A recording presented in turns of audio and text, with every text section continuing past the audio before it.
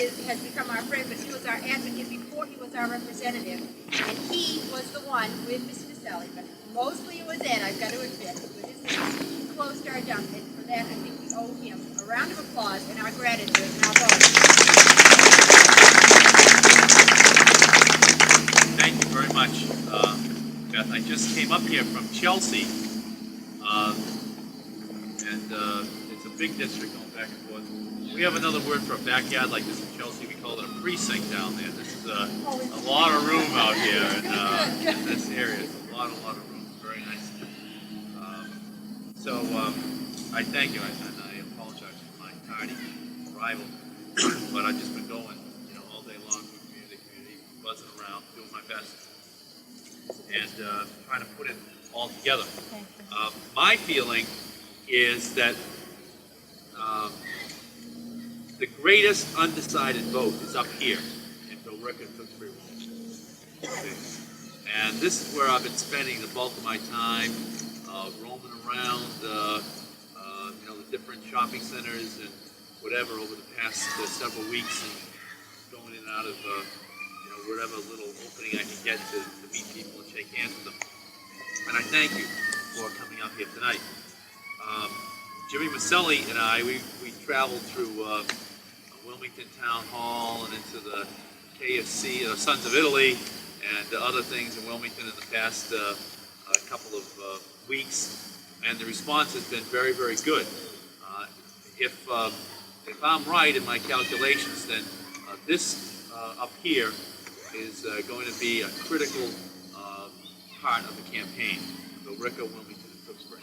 And that's why you're going to see my push over and over and over again in the next 3 weeks. There's 21 days left, okay, starting tomorrow in this race. That's all that's left in this race. It's a very short period of time. Here's why I think I'm going to win. One, and most importantly, I have to add, is Jimmy Maselli is endorsing me up here. All right? Now we're talking E.F. Hutton, huh? I mean, the man is E.F. Hutton. So,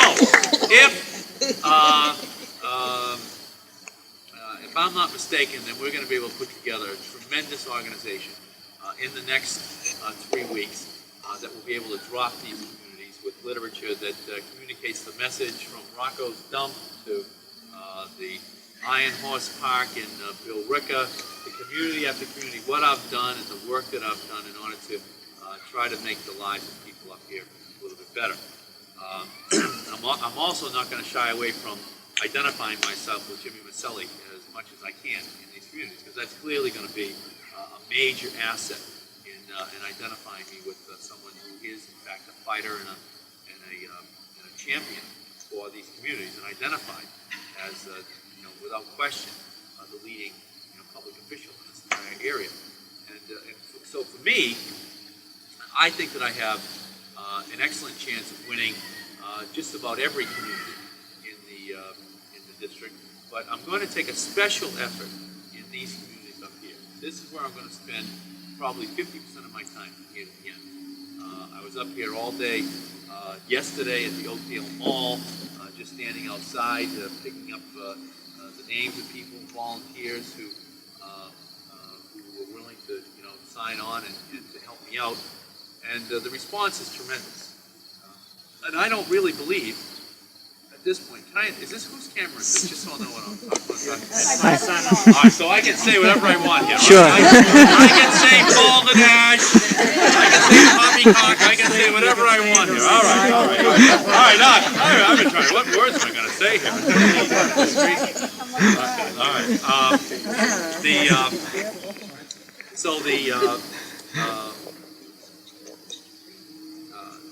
The issue is going to be, can I get up here? Can I get the job done? Can I work on the issues that people most care about? Now, one of the overriding issues in this campaign is that I'm being charged with not being a local congressman. That somehow or other, I've gone off on some flight of fancy, internationalist, national issue. He doesn't care about us on the local level anymore. And that we got to get rid of Ed Markey as the local congressman. He doesn't fit the bill anymore. Now, what does he use to make that allegation? Well, his literature says he worked on the nuclear freeze. That's not a local issue. That's not a local issue at all. We got to get rid of Ed Markey. He shouldn't be working on issues like that. Well, the MX plant is about 4 miles away, 3 miles away. How many nuclear bombs do you think are aimed at that MX nuclear power plant, that MX plant factory? Think of Route 128 with Raytheon, Avco, all these plants as one big bullseye from about 30 miles up. Not Minnesota, New Hampshire, Vermont, or Maine. We got MIT, we've got Harvard. How are we going to get out of here when a nuclear war starts? What's going to happen to us? Is it an issue? Is it a local issue? What happens? Do we have to be worried about it, concerned about? It's us, you know. All of the first 20 land on us. We're it. We're the #1 target in the world right here. Is that an issue for us to think about? Should we try to end the arms race, discuss it? Is it wrong to say that we shouldn't spend full time trying to replay World War II, refighting our father's war, and spending full time trying to prevent World War III, our children's war? Is there something wrong with that? Is there something wrong with saying that we're sick and tired of people saying the VFW and the American Legion and DAVs? Our goal ought to be to make sure there is never another VFW, American Legion, or DAVs. Our job should be trying to make them obsolete so they never again exist in this country. So no one ever has to come back from a war again. Is there anything wrong with that? Is that local? Where are these VFWs, American Legion halls? Aren't they here in these communities? Well, there's Markey. We see him worried about, Central America. What's he doing on television with Henry Kissinger and Zbigniew Brzezinski? Off on another international sojourn? When I was 20 years old, John Wayden came home in a casket from Vietnam. John Wayden lived 4 doors away from me in the Edgeworth section of Malton, the blue-collar Irish and Italian section of Malton. Now there were about 20 of us that were born in 1945, 46, and 47 in the street, this one street. About 8 houses produced 20 boys. That's all we had, no girls. Girls walked around this street for 20 years after we were born. And no one ever went down this street. It was unbelievable. My mother had 3 boys. That's it. Mrs. Wayden had 3 boys. Mrs. Timmons had 4 boys. Mrs. Sullivan had 5 boys. We were all born the same time. It was unbelievable. You always could get a football game. John Wayden was always the quarterback.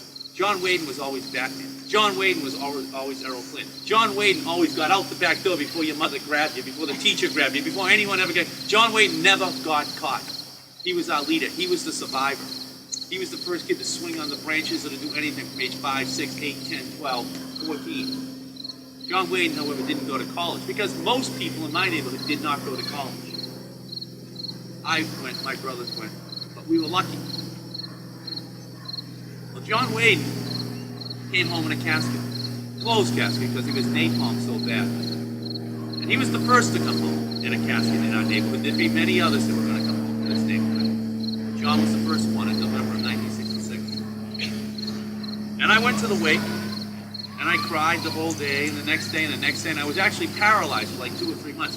My grades nosedived. I went from being a honor student down to only having C's and everything for that whole semester my junior year at BC. And people still look at my record and say, why did that happen in your junior year in college? I went to the wake, and I went to every adult at that wake. And I said to him, why is John Wayden dead? I went to every adult, and I asked them, explain it to me. Why is John dead? And not one adult could explain to me why we were in Vietnam. They couldn't explain it to me. The president sent them over there. That's all I know. John's dead, and they couldn't tell me why. And no politician could tell me why. And I asked them, why are we over there? Last year, President Reagan announced that he was going to send 5,000 combat troops to the Honduran border in Nicaragua and El Salvador, which I believe was the precursor to the troops moving in, ground troops, American boys, into El Salvador and Nicaragua, to fight, to die. I brought an amendment out on the floor. No combat troops in any country in Central America without prior affirmative approval of the United States Congress. I made them debate it all night, and I made them vote on it. And all the leadership came over and said, what do you got that vote on the floor for? Why are we debating this issue? You grandstanding again, Markey? Grandstanding? Grandstanding? I did that amendment for Mrs. Wade. And I did it for all the other Mrs. Wades that never had an explanation as to why their kid died in Vietnam, because we went through all 8 years of the war in Vietnam, and Congress never voted once. They never voted once on whether or not those boys should be over in Southeast Asia. They ducked it for all 8 years. And I said to myself, at age 20, if I'm ever put in a position of responsibility, I'm going to make sure that everyone has to explain. Everyone, why boys died. And politicians are going to make that decision. That's not an international issue. That's not a national issue. That's a local issue. Because every corner in my neighborhood in Malden is a square dedicated to some kid who died in Vietnam. And I knew every one of them, and they're all dead. And that's what we got now. Local squares dedicated to some international conflict. That makes it a local issue in my mind. Well, what's he doing working on all this hazardous waste stuff? This Markey guy. We see him debating Superfund and all the rest of these issues, working on national legislation. What's that got to do with us? Well, hey, you get a call from a mother in Woburn whose kid died from leukemia the day before. You get a call from a father in Woburn whose kid was born without ears. You get a call from another mother who says her son's going to die in 6 months from leukemia. That's not a national issue. That's not an international issue. That's a local issue. But you got to have a national solution to it, because Woburn hasn't got the resources. Tewksbury hasn't got the resources. Bill Ricker hasn't got the resources to do it. So yeah, I spent the year trying to get Woburn on national television, just as the congressman from Love Canal in New York tried to get that on national television. And I did it. And I turned it into a national site. And yeah, I made a few people mad. And I ruffled a few feathers. But I got $2 million up in Woburn right now because of the bill I got passed in 1980.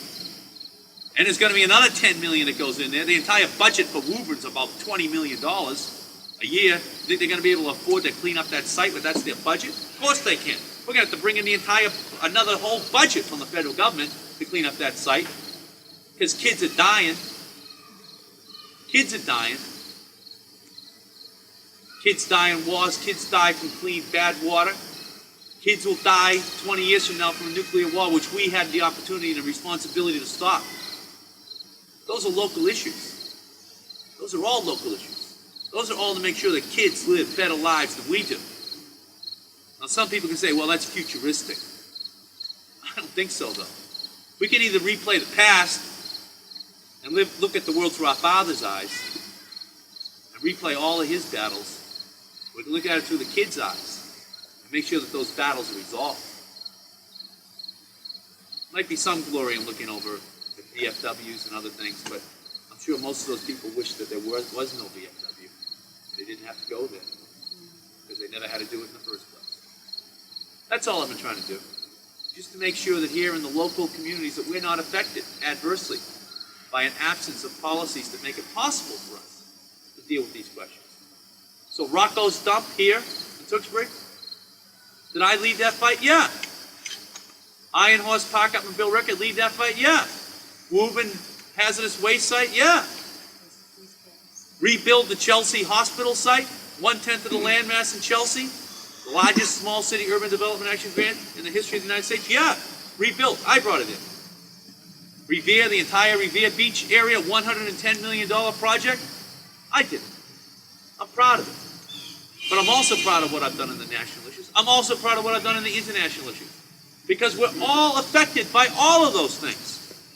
War and peace affects us. Clean air and clean water unaddressed as an issue, ultimately affects us and affects our children. And that's what ultimately I think we're all most concerned with. Making sure that we make the world better for the kids, for the children, rather than looking at it through the biases of the past. If we can look at those issues like that, then we've got a chance to positively do something to make this world better. Now, my opponent is running against me. Negative, negative, negative, negative. You do not hear a positive word about the way he wants to see this world constructed. Not one positive word. It's all negative, innuendo-ridden, misrepresentation. I'm proud of my record. What he says is wrong. It's just plain wrong with regard to what the responsibility is of a public official. I work hard for these communities. I work as hard as anybody in Washington works. We've got the lowest unemployment rate in this district of any congressional district east of the Mississippi, with the exception of one. There are 435 congressional districts in the United States. We've got the 12th lowest. But right here in these communities up here, we are right now enjoying the lowest unemployment rate in the United States. Billerica, Tewksbury, Wilmington, Burlington, Reading, Wakefield, Stoneham, Melrose. The lowest in the country. I'm proud of the work that I've done in encouraging the kinds of programs and investment in high technology that has made that possible over the last 8 years. If he has programs that are better, he ought to come forward with them. If he's got a better solution to what we ought to be doing in Central America, or with hazardous waste, or with the nuclear freeze, he should come forward with positive programs. He is not doing that. This is not a campaign of positive alternatives to what I propose, but rather one which is negative, negative, negative, innuendo-ridden. Now, people say that this is a tough campaign, and it is a tough campaign. But I think I can win every single community. I really believe that. I'm ahead in the polls, but it's a tough fight, and you all know it's a tough fight. But I think I can win every single community. People say, that's impossible. You can't win in every single community. But I say, if John DeLorean can get off on all counts, then I can win all these communities. Nothing is impossible anymore. Absolutely nothing. I am going to work around the clock for these final 21 days to bring my message of positive achievement. Jimmy Maselli has befriended me as much as anyone can do in the business that we're in. In the middle of a tough fight, he's taken sides, and more than taken sides. He has validated what I have done in the past. He and I don't agree on all of the issues, but we do agree on the approach that people have to take in dealing with these issues honestly, with integrity. And for me, the fights that I've fought and the enemies that I've made are what's going to make my race successful. They are also, I might add to you, what makes my opponent's race possible. Because for every fight I fought, there were people on the other side that said I was wrong. And they lost. But they still want to beat me. They are out there saying, he fought us and beat us. We get another shot at beating him. And that's what they're trying to do right now. They're trying to beat me for those fights I fought, those battles I made. But I would like to think that they're the kind of enemies that you would have made here in Tewksbury and your local battles, but if you came down to Washington with me to work on those issues as well. So I need you. I need you to, for 21 days, to put together the kind of campaign up here that will make it possible for me to be successful. A bumper sticker on your car. 21 days. If it doesn't come off after 21, I give you a 21-day guarantee. It will come off in 21 days, all right? Leave it on there for a year, I don't know. But for 21 days, it'll come off. A roof rack on your car. A roof rack on the car will increase the value of your car over $1,000. Okay? I guarantee that. I guarantee that. A good word to your friends will go a long way. ensuring that your neighbors, your family know where you stand and what you think ought to happen. And your ability to make that kind of communication will mean a lot. And we're going to have a lot of literature that we're going to be delivering, including this literature right here. This is a positive piece of what I've done, what I believe in. It's a very expensive piece as well, because I wanted it to be comprehensive. I wanted people to have a real sense of who I was. They could read about it. We got another piece on hazardous waste that has to go up. We got another piece on just what I've done for Tewksbury that's going to go up. But we can't get out this literature without the help of a lot of people. If we all work together, it's an easy job. It's an hour apiece a week for everybody. And it's done. But if you leave the work to be done by a small number of people, then that won't be possible. I have a positive program. I have 21 days left to go. I've got the campaign message, I think, that will be successful. Jimmy and I are going to be up here over and over and over again in these final 21 days. My brother John, where's my brother John? Johnny, John's like the Lone Ranger. What's that last name? But my brother John as well is going to be here. We have another house party in Wilmington right after this. To come up here on a full-time basis almost, trying to put these communities in the kind of shape that they ought to be in. I've got the lead up here right now. I'm going to use the resources that we have in order to make it possible for us to do it successfully. I've done my best to make you proud in the past that I am your congressman, and I will do the same in the future if you give me that opportunity. So I thank you, Beth, for doing this. Ultimately, in politics, you are completely dependent upon the people who you help and who identify with you, that they come forward in your time of need and now give back something. And this means a lot to me that you're willing to do this, because it will make it possible for me to really put a presence here in Tewksbury over the next couple of weeks. This is my brother John over here. Johnny was born in 1947. He was one of the little kids in the neighborhood at the time, all right? It was better if you were born in 1945. 46 was me, and then 47 made him one of the last ones born in that group of 20 boys in that neighborhood. But my brother John is going to be up here over and over and over again the last 21 days. Putting the organization together and making sure that we do it right. And I want you to see him and know him and whatever.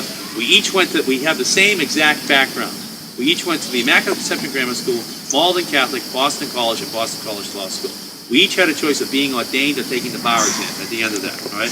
And it was a rather narrow background. John has an identical twin brother who also has the exact same background as we have. We were all born in the same year. My mother went crazy in 1 year and had all three of us, and we all went off and became lawyers, whatever. And they're out helping me putting this thing together for the last 3 weeks. Anything that you can do, plug into John here, plug into Beth, plug into Bill Green, who is our coordinator for Tewksbury, and need your help to ensure that all of this is done well. And Jimmy and I will do, I will do whatever you need. And Jimmy has, been great. My pleasure. Okay. Whatever. So, what should I add here, Jimmy? I'm trying to figure. I've already finished 4 times, and I'm trying to finish it. Yeah, can I ask you a question? Okay. Here we go. You made a statement about DeLorean. Yeah. In what reference was that? I mean, this is what I'm playing. It was a joke. My reference to DeLorean was a joke. Yeah, in other words, you pulled a Reagan. Huh? You pulled a Reagan. A Ronald Reagan. That was a joke. It wasn't meant to be serious. I wasn't condoning it. I wasn't condemning it. I was just making a joke. No, what I was trying to point out, I like to find out that I realize you have issues in South America and all that thing. But how about on the local issue? How about on local? How about water issue? That's all right.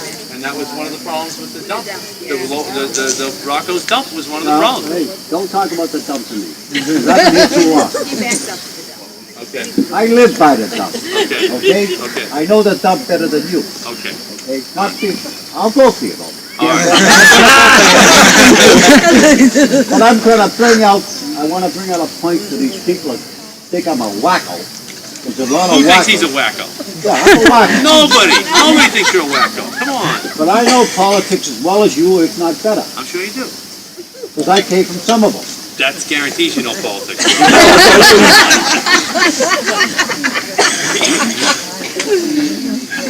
All right. What's the question? I just want to know about the DeLorean remark. Oh, that was a joke. It was totally I'll accept unconditional. that. A joke. I think the guy got a shaft in myself. Okay. Whether he was guilty or not, but he got a shaft in entrapment. Right, it wasn't that. It was definitely a trap. So if it goes with him, why can't it go with other people? You're absolutely Now, right. you're in Congress, this is what I'm bringing out. Okay, I agree, you're Outside of, on the national level. You're absolutely right. You want to go on a local level? No, let me just ask Why don't you get entrapping of the local politicians then? You want Jimmy Maselli being trapped? Guilty. Let me ask one question. Yes. Congressman, you hit upon, your time was perfect, because we're all sitting here talking about the water problem in Tewksbury. I'm from Bill Ricker, and I hear these poor people having trouble with the dump and with water in Tewksbury. We got a parallel problem in Bill Ricker, and I think it's symptomatic of the whole environment having trouble between acid rain and everything else. I compliment you on your comments. I think you're right on track. We need help. And, Yeah. Well, I'll give you one of the real problems we're going to have in Massachusetts within 5 or 6 years is this. As bad as the water problems are right now, and we do have a serious problem in Congress to the extent that people think of water problems out west. They need dams, they need irrigation problems, programs and all the rest. But I think people back in the east, they don't really have problems like that. But we do have serious water problems. And if we allow a continued deterioration of the environment, then we are going to have very serious problems in the drinking water of the children. Acid rain is a classic example. Almost every single drinking water body in Massachusetts will have so much acid in it by the year 1990 that none of the water will be drinkable. None of it. Now, people now think of acid rain as a problem that deals with fish and trees, or buildings, being defaced, whatever. But the real problem in the long run is that so much acid goes into the water from the sky, from the rain, is that it becomes totally undrinkable by children. They would not be allowed to drink it. And as a consequence, what we will have to do is spend billions and billions of dollars constructing a system to take the acid out of it for the 1990s. And in many of these cases, whether it be the dump or whether it be the hazardous waste sites or whether it be acid rain, you can do it now, do it right, make the proper investment, and get the proper drinking water, or you can just kind of turn a blind eye to it, wait down the line 6 and 8 years for the whole problem to fester until you start seeing adverse effects with children, and you're going to wind up with a terrible adverse long-term effect on the community. So I think that we need to make, where we're going to be. It's going to be like that old saying: water, water everywhere, but not a drop to drink. What? What makes acid rain? Acid rain comes from, primarily it comes from the Middle West. There are huge factories and huge utilities out in the Middle West. And what they do is they build stacks 1,000 feet into the air. You've seen pictures of them out in the Midwest, thousands of feet into the air. And then they put it, basically it goes up into the clouds, so they emit it right into the clouds. The clouds then carry for thousands of miles. And when it rains here. And what comes down is the sulfur dioxides that went into the clouds in the first place. And it comes down on us. It was, and let me just say this as a closing point, that a parallel problem occurred in the 1960s. The reason that we have not had a mushroom cloud explode on this planet since 1963, a nuclear test. There has not been a nuclear explosion in the atmosphere since 1963. The reason is not that the United States and the Soviet Union both all of a sudden didn't like nuclear weapons anymore because they kept on building them. The reason is that a massive public health threat to children was occurring. And the reason that we're familiar with it is that my father worked for the Hood Mill Company for 35 years. And at the time, I was a sophomore at Malden Catholic, and the science fair came up. And like any overachieving sophomore in high school, I decided to enter the science fair. But I had no idea what to do it on, so I went to my father, as you always do when you're a kid, and I said, what am I going to do it on? He said, I don't know either. I'll take you over the hoods and maybe they can tell you what you should do it on over in the laboratory they have over there. So I went over there and the scientist said this to me. Here's what you should do it on. In addition to homogenization and pasteurization, we are now constructing a brand new third process that all milk companies in the United States have to install. To take out all of the strontium-90 that is being carried by all of these tests that the United States and the Soviet Union they were shooting off hundreds of nuclear weapons a year. And all the strontium-90 is being carried thousands of miles from Utah and from Colorado and from Siberia, all around the world. And as it rained, the rain was going into the grass, the cows ate the grass, milked the cows, and as they homogenized and pasteurized, it wasn't taking out all the strontium-90, and kids all over the world were starting to have adverse medical effects.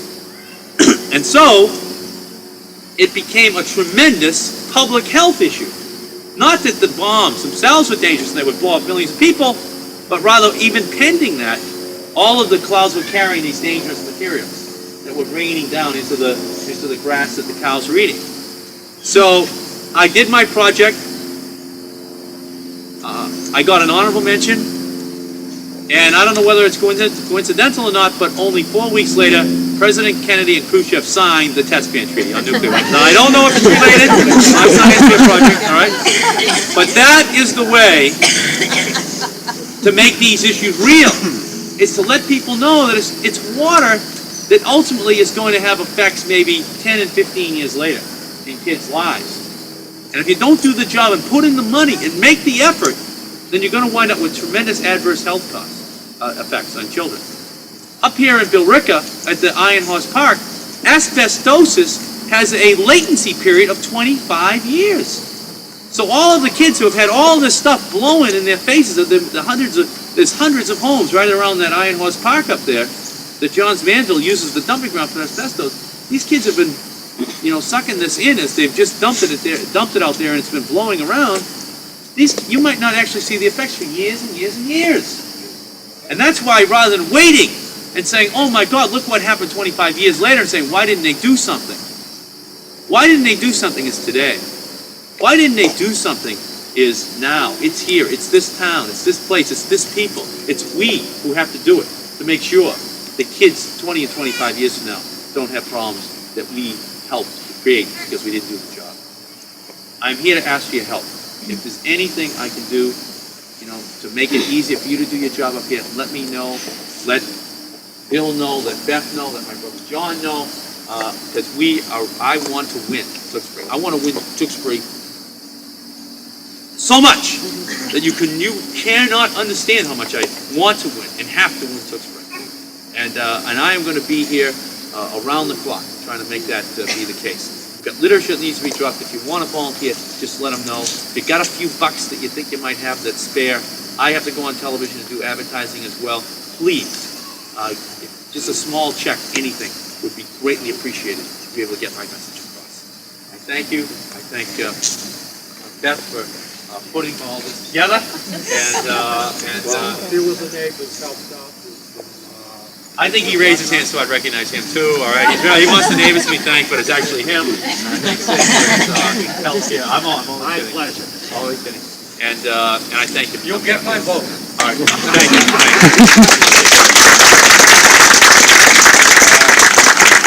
What I'd like to say is that in the next, there are only 20 days left, and the thing that we're going to be, because our opponent is going to be trying to get out a lot of misinformation about Ed Markey, because the only way that you can win and beat a guy like Ed Markey is getting people to believe the opposite of what is true, and that is that Ed's been an excellent representative for the district and for Tewksbury.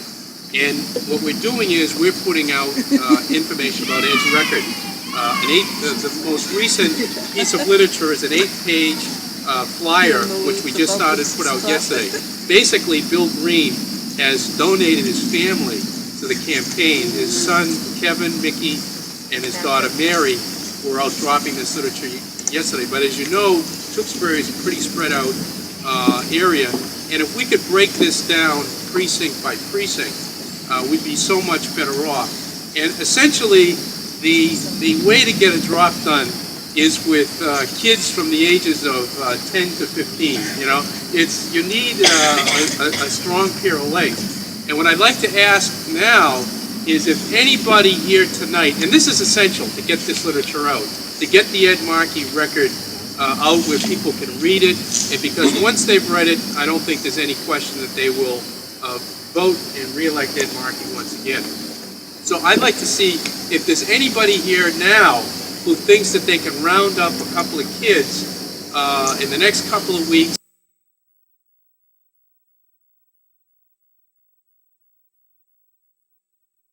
Or maybe a precinct to help us drop this literature.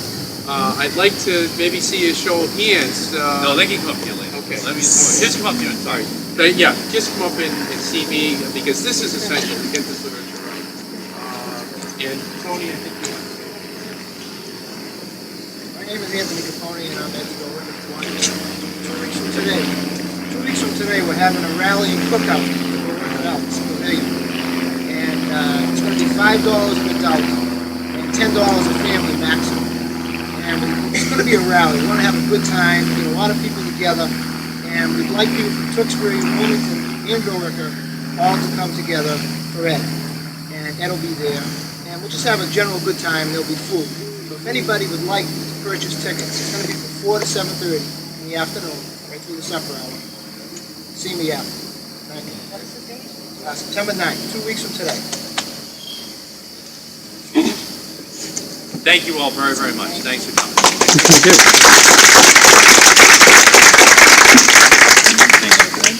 Thanks for holding the board here. What do you think?